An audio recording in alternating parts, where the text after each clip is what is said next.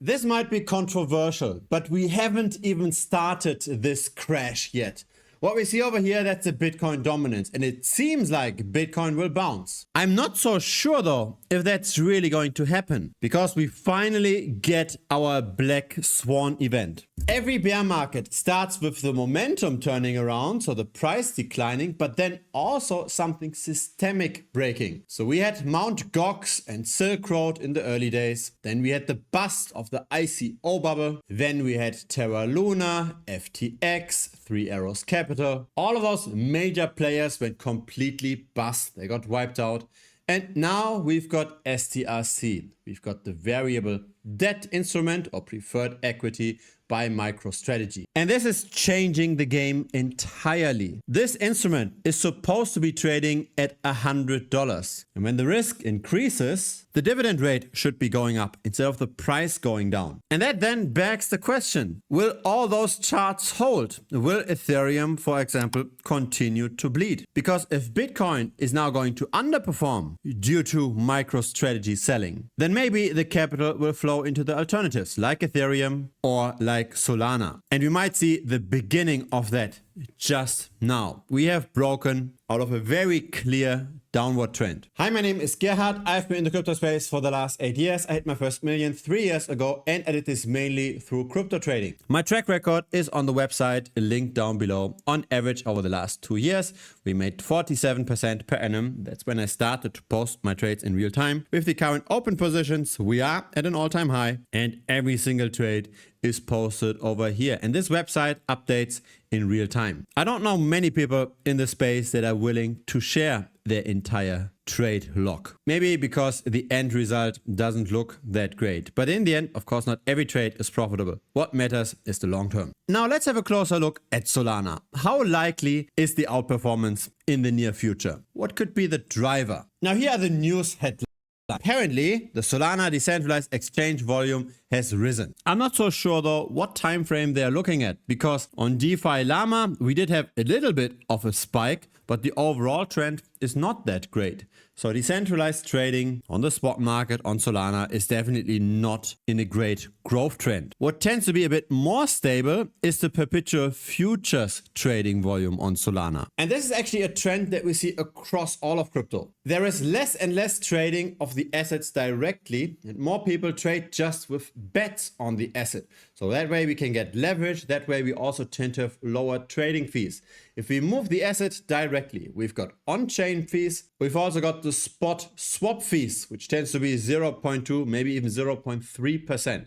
Perpetual futures, they trade for a fraction of that. And so that then explains why over time, the open interest, so the amount of bets that's been made on the asset, tends to grow much, much faster than the spot price itself. So this is the Solana price. We tended to top out at similar levels, roughly $250. But have a look at how much the open interest grew through that same time period. Solana from top to top did not grow at all, but open interest moved from 2 billion all the way up to 16 billion. Now, what does that mean when more people bet with leverage on the price? It means that a lot of the capital that's currently in Solana or in crypto in general is levered capital. In other words, if you get a bit of volatility in the price, that leverage will go away very quickly and crash the price. Seeing higher open interest over time means there is more artificial propping up of the price. Think about it this way. Let's say at the beginning there are 100 families with 100 houses and they all own those houses.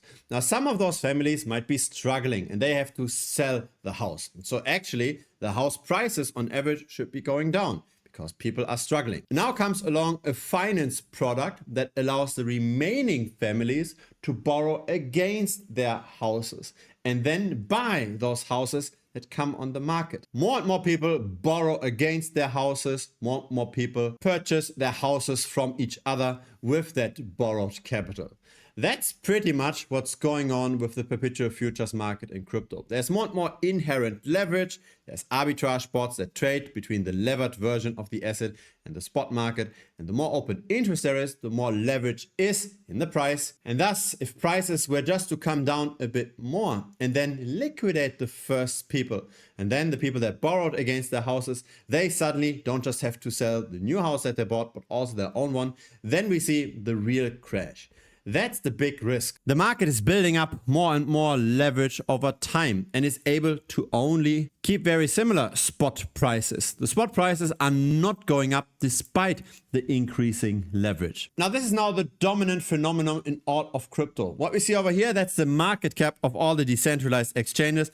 And by far, number one is Hyperliquid, which is a perpetual futures exchange. So an exchange to bet with leverage on crypto prices. We are not buying on the spot, we mainly buy the levered bets. The real next spot exchange, that's Uniswap, and it's only got 1/7 or 1/8 of the market cap. Now we wanted to discuss Solana. So how much is Solana participating in this new build out of levered infrastructure? We've got Jupiter. Jupiter is both a spot exchange but also a perp exchange, but it's only 1/20th of the size of Hyperliquid in terms of market cap. Here is that perp exchange, and here are the fees that get generated on Jupiter over time. It tends to be at around $500,000, maybe recently approaching $750,000. Here is the capital that's on Jupiter. It is not growing in the last year. It went from the top, more than 3 billion, down to 1.5 billion. And that's one of the reasons why the Jupiter price is suffering. The usage is going down. Another reason is that the number of circulating tokens over time went up. So that's token dilution, a problem that many altcoins face. Well, it's a problem for the retail investor. It's not a problem for the people that bought in very early, like the venture capitalists or the team or the insiders, right? They get those tokens and they can sell them off and dump on retail. That's why token dilution exists in the first place. But yeah, compare the capital that's on Jupiter, so the leading exchange on Solana, versus Hyperliquid, which is the leading perpetual futures exchange across all of decentralized finance. Hyperliquid even built its own blockchain. It's not built on top of Ethereum. It's not built on top of Arbitrum or any other existing technology. Now, the reason why I get into those details is because we need to have some kind of narrative. If we now see technically a breakout, if we now go above a resistance line, we need to have some driver. Something needs to fuel more optimism, right? When Ethereum last year went up quickly, that was because of Ethereum treasury companies. Solana treasury companies don't mean much. They don't buy much. So we can skip that story altogether. But here's maybe something that could bring us hope. A test of financial infrastructure on Solana. In other words, bringing traditional finance assets to the blockchain. And that's actually one of the main growth drivers within crypto right now. Most people want to bet on artificial intelligence technology stocks, even the crypto bros. But the crypto bros, they might not be able to use their capital and just move this into the traditional finance ecosystem. They maybe don't want to hold their capital in a brokerage account, or maybe they just can't. Be this for regulatory reasons, for example. But again, Hyperliquid is already owning that market. We've got traditional finance bets. You can buy the S&P 500. 400 million worth of bets are already done on that index. We can also bet on oil, we can bet on gold, we can bet on various technology stocks with tens of millions, potentially hundreds of millions worth of trading volume and open interest. So there's clearly liquidity here. Coming as a laggard into the market does not make things easier. And so the narratives, the attention, the price appreciation, it moves from one topic to the next and it rarely comes back. In the very early days, we just had Bitcoin as a payment mechanism. Then we had decentralized finance, so very technical projects. Then we got Memecoin trading, and now we've got the secondary market. We've got bets on assets. That's now growing the fastest for just traditional finance assets. People don't want to bet on meme coins anymore. They want to bet on AI stocks. The spot market for crypto is dead. This is the Solana blockchain with the most traded assets on the chain. Number one is Jupiter. Number two is Pump.fun. And everything that comes below this is just meme coins, and the trading volume is minuscule for those. The growth markets are somewhere else. For example, Poly market is still growing very, very quickly. This is where we can bet on various events outside of crypto. Who wins an election? Who wins a soccer game? What will happen at the next Federal Reserve meeting? Or here's the RWA narrative, the real world asset adoption. Tokenized bonds entering the blockchain, precious metals, mainly gold, entering the blockchain, etc. The Perpetual futures market grows, and Hyperliquid very likely has not yet finished its growth. It's still just 2% of all of total value locked across all blockchains. Ethereum should not have 53% anymore. It will bleed over the years, certainly. And Solana, with its 7%, is probably also overvalued, given that it's all built on hope. This here is just a plan for a product. It is not yet launched, and it's definitely not yet adopted by the market. That's another big filter. Hyperliquid has done both. And so even though this chart looks very inviting, and we could see some outperformance of Solana, I don't yet see the narrative that would drive that performance. Except, of course, an outflow from Bitcoin. But will that capital really get into an even more volatile cryptocurrency? I'm not so sure. If you've been following this channel for a while, you know that I like to run simulations of buying and selling various assets. I like to run backtests. And based on those backtests, I have learned that crypto very much moves in trends.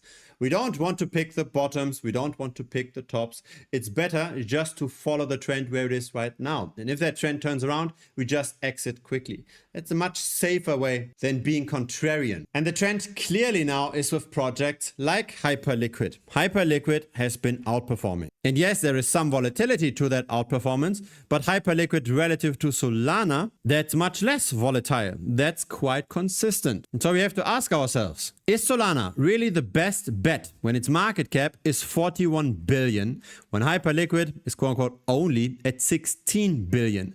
Should not Hyperliquid be higher valued than Solana? Shouldn't it outperform by almost another 3x? Those are rhetorical questions. I think it should. There's no good argument why Solana should be more expensive than Hyperliquid. At least I don't see it. By the way, I started this video with the introduction, how I share all of my trades in real time. And of course, the current open trades, they are for the premium members. However, I recently set up something new. So you can get one live trade that I've currently opened, and that all the premium members have currently opened, for free. So you can get an idea of what kind of trades we do. You will also get a tutorial video on how to open the trade. And you can just make your first money that way. And then later on, you can still decide if you want to join the paid membership over here. There is a 7-day money back guarantee, by the way. But for now, completely risk-free. No payment needed, no credit card needed. A free premium trade. Just enter your email. The link is down below this video. If it's your first time here, feel free to subscribe. I publish this regularly. A like would be very much appreciated as well. It helps the channel grow. See you next time.